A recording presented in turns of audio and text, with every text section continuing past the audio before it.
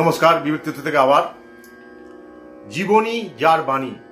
আজকে আমাদের টপিক সারদা দেবীর দেহান্তের সংবাদ পেয়ে 15ই আগস্ট 1920 সাল হলস ক্রপ স্ট্যাটফোর্ড অন অ্যাভন থেকে মিস জোসেফিন ম্যাকলাউড স্বামী শারদানন্দকে ঘনিষ্ঠতার দিক দিয়ে স্বামী বিবেকানন্দের পরেই স্বামী শারদানন্দের সঙ্গে মিস জোফেলিন ম্যাকলাউডের সর্বাধিক অন্তরঙ্গতা ছিল।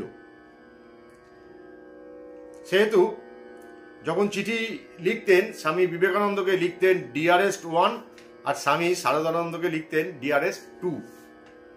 স্বামী শারদানন্দ তাকে যখন চিঠি লিখতেন তখন স্বাক্ষর করতেন নাম্বার 2। যে চিঠিটি লিখেছিলেন সারদা দেবীর জীবন সম্পর্কে তা একটি অনবদ্য ভাষ্য হিসেবে চিহ্নিত হয়ে থাকবে।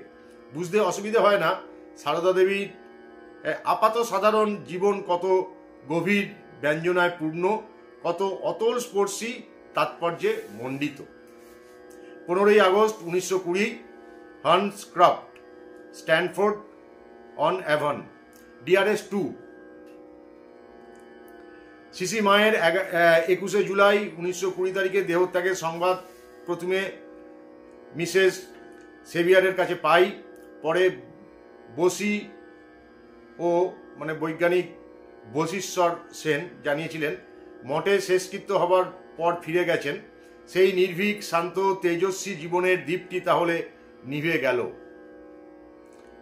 আধুনিক হিন্দু নারীর সামনে রেখে গেলেন আগামী 3000 বছরে নারীকে যে মহিমময় অবস্থায় উন্নীত হতে হবে তারই আদর্শ।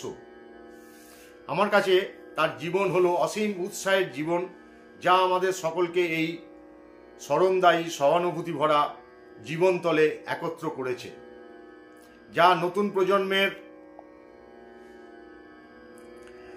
নতুন প্রজন্মের উপযোগী, আত্মপ্রত্যয়পূর্ণ, ঋজু, প্রজ্ঞা প্রতিষ্ঠিত নতুন নতুন আদর্শের নজির সৃষ্টি করেছে।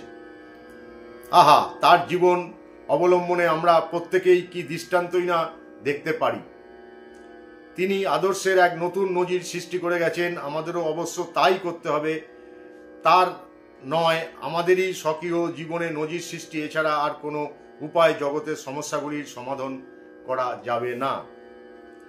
আপনার বিশ্বস্ত ও প্রীতিভাজন জে ম্যাকলাউড। এটা একটা অসাধারণ চিঠি, এটা পড়ে শোনাতে পেরে আমিও ধন্য। ভালো থাকবেন।